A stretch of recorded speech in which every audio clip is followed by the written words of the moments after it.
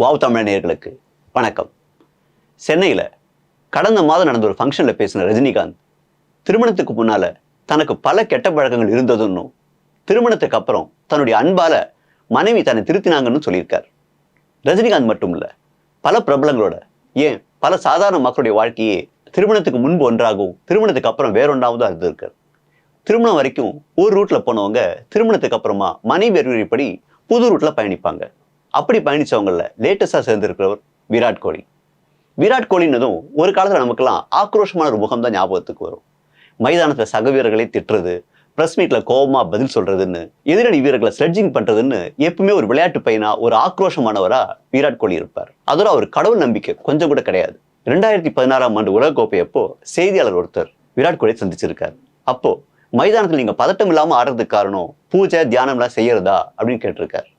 உடனே விராட் கோலி என்னை பார்த்தா பூஜை பண்ற மாதிரியா தெரியுது அப்படின்னு கோபமா பதில் சொல்லியிருக்காரு. அந்த அளவுக்கு கடவுள் நம்பிக்கை இல்லாமையும் தியானம் போன்ற விஷயங்கள் நம்பிக்கை இல்லாமையும் தான் விராட் கோலி இருந்திருக்கார். ஆனா அனுஷ்காவை கரம் பிடிச்சதுக்கு பிறகு கொஞ்சம் கொஞ்சமா அவருடைய வாழ்க்கை மாறிச்சு. மைதானத்துல எடுத்ததுக்கெல்லாம் கோவப்பட்ட விராட் கோலி நிதானமா இருக்க தொடங்கினார்.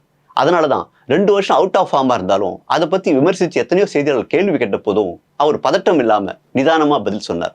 தனக்கான காலம் வர வரைக்கும் பொறுமையா காத்திருந்தார். அந்த பொறுமையை அவர் கத்துக் கொடுத்தது அனுஷ்கா தான். அவர் அவுட் ஆஃப் ஃபார்மா இருந்த போது அனுஷ்கா இன்னொரு விஷயத்தையும் செஞ்சார். கொஞ்சம் கொஞ்சமா அவருடைய மனசுக்குள்ள கடவுள் நம்பிக்கையை விதைச்சிருக்காரு. நான் பல கோயில்களுக்கு வேண்டியிருக்கேன், அதெல்லாம் வீணா போகாது, கண்டிப்பா நீங்க ஃபார்முக்கு வருவீங்க, அப்படி ஃபார்முக்கு வந்ததும் நான் வேண்டின கோயில்களுக்கெல்லாம் நீங்களும் கூட வந்து பூஜை பண்ணணும்னு அவருக்கு அடிக்கடி அட்வைஸ் சொல்லியிருக்காரு. அப்ப விராட் கோலிக்கு அதெல்லாம் நம்பிக்கை இல்லை, நடக்கட்டும் பார்க்கலாம் அப்படின்னு சும்மா இருந்திருக்கார். அனுஷ்காவோட வேண்டுதலோ இல்ல விராட் கோலியோட தீவிரமான பிராக்டிஸோ தெரியல, இப்ப திரும்பவும் அவர் ஃபார்முக்கு வந்திருக்கார். கடந்த 5 மாதமா மைதானங்களை பட்டையை கிளப்பிட்டு இருக்கார் விராட் கோலி. வழக்கமா போட்டி முடிஞ்சதும் கிளப்களுக்கோ இல்ல சுற்றாடங்களுக்கோ போறதுதான் விராட் கோலியோட வழக்கம். ஆனா இப்ப அந்த வழக்கம் மாறி இருக்கு. ஒவ்வொரு வாரமும் மனைவியோட ஒவ்வொரு கோவிலா சுத்திட்டு இருக்கார்.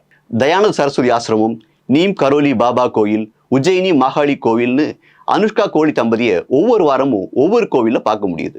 அனுஷ்காவின் பிரார்த்தனையும் வேண்டுதலும் தான் தன்னை திரும்பவும் ஃபார்முக்கு கொண்டு வந்திருக்குன்னு கோலி நினைச்சதுதான் அவருடைய இந்த மாற்றத்துக்கு காரணம், அவரை கோவிலா போக வைக்கிறதுக்கு காரணம்னு அவங்களுக்கு நெருக்கமான வட்டாரங்கள் சொல்லுது. மனைவி சொல்லே மந்திரம்ன்ற ரூட்ல பயணிக்கிற கோலி அவர் சொல்படி இன்னும் எப்படியெல்லாம் மாறப்போறான்றதை பொறுத்து இருந்து பார்ப்போம். வணக்கம். வணக்கம் எல்லாருக்கும். வாவ் தமிழா சேனலுக்கு லைக் பண்ணுங்க, ஷேர் பண்ணுங்க, சப்ஸ்கிரைப் பண்ணுங்க. முக்கியமா பக்கத்துல இருக்கிறதுல டிங் டிங் டிங் டிங் டிங் அந்த நோட்டிபிகேஷன் பண்ணி அதை டாயிங்னு அடிச்சிருங்க. அப்பதான் அவங்க போடுற ஒரு வீடியோ உங்களுக்கு அப்லோட் ஆகும். நன்றி, வணக்கம், நமஸ்காரம்.